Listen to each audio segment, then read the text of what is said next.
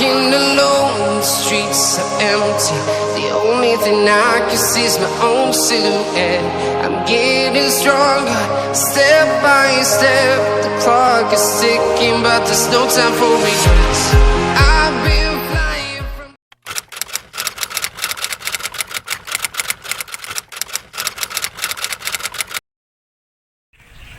Welcome back mga idol sa ating channel, Valerian's Game Yard. Kung bago ka pa lang sa aking channel, please like and subscribe. Pindutin mo na rin ang notification bell para lagi kang updated sa darating ko pang mga video.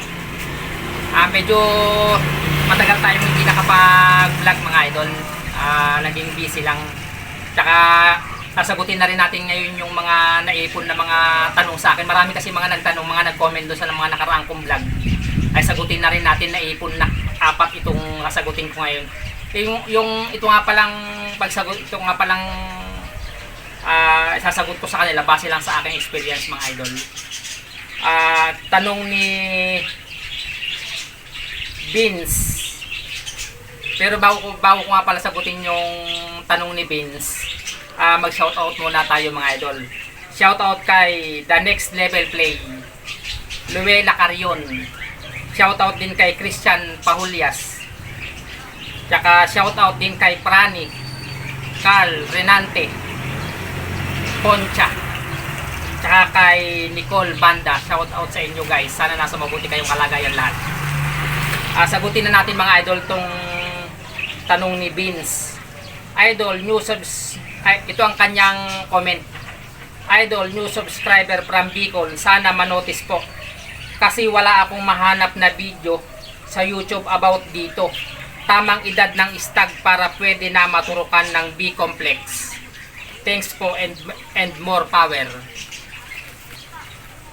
Ako kasi mga idol, Sir Vince, ako kasi pagka nagtuturok ng B-complex, 4 months pataas. Pero pagka yung isang buwan hanggang 4 months, hindi puro vitamins lang na yung inihalo ko sa tubig. Pero pagka B-complex na, katulad ng Belamil, yan, B-complex, 4 months ako nagtuturok. Sa unang pagtuturok ko, pagka 4 months ang edad ng manok, 0.3 cc. Sir Vince yan, 0.3 cc. Pataas na yun, pwede ka, 5 months, 6 months, pwede ka na magturok. Pwedeng every 20 days o kaya isang buwan, ganun pagka magtuturok ng B-complex. Ganun ang aking ginagawa, iwan ko lang sa iba. Nakasagutin na rin natin tong tanong din ni Armes, Sir Armes. Sir, good day ho. Ask ko lang po kung ang Bentot Armes. Ang ganda naman ng pangalan, Bentot. Sir, good day ho. Ask ko lang po kung ang Bitmin Pro po ba araw-araw kayo nagpapainom sa lahat ng manukan nyo? Sana po masagot nyo po ang tanong ko. Thanks.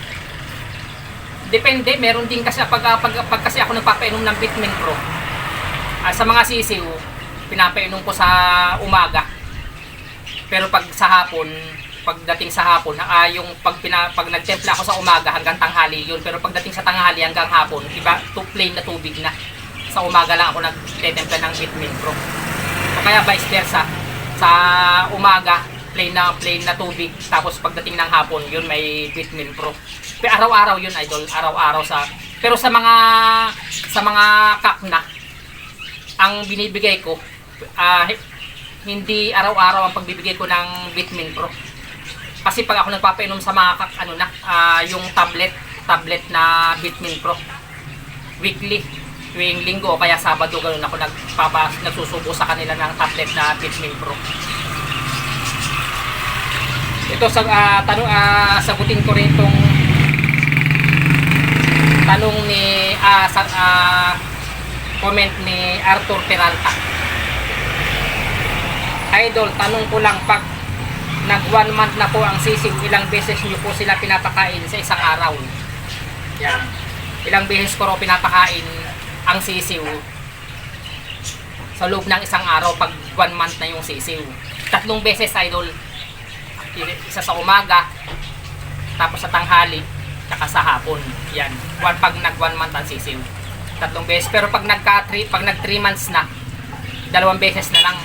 Isa sa umaga tsaka isa sa hapon. Ito sagutin na rin natin tong tanong ni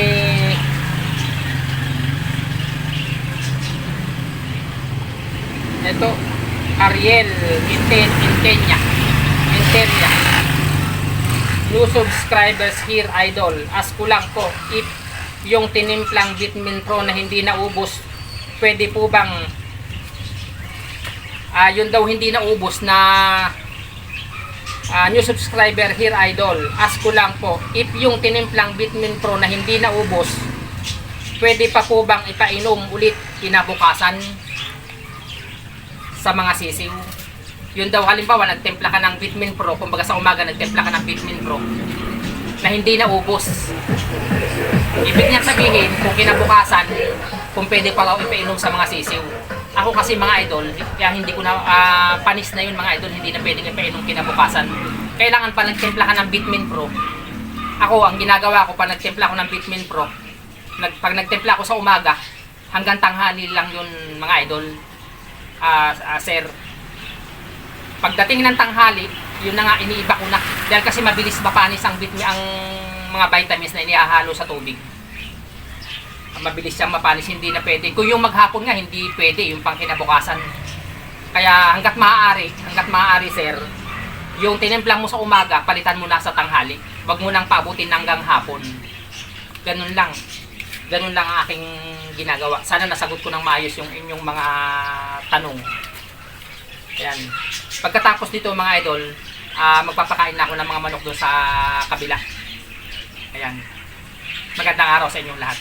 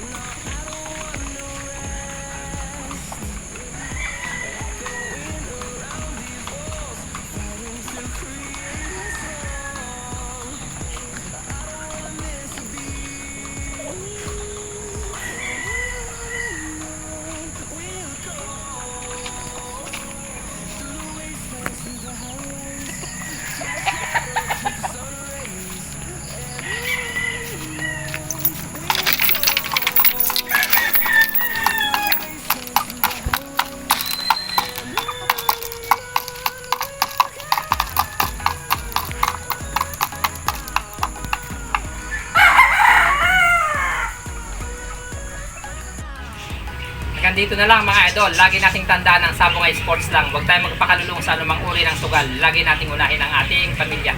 Magandang araw sa inyong lahat.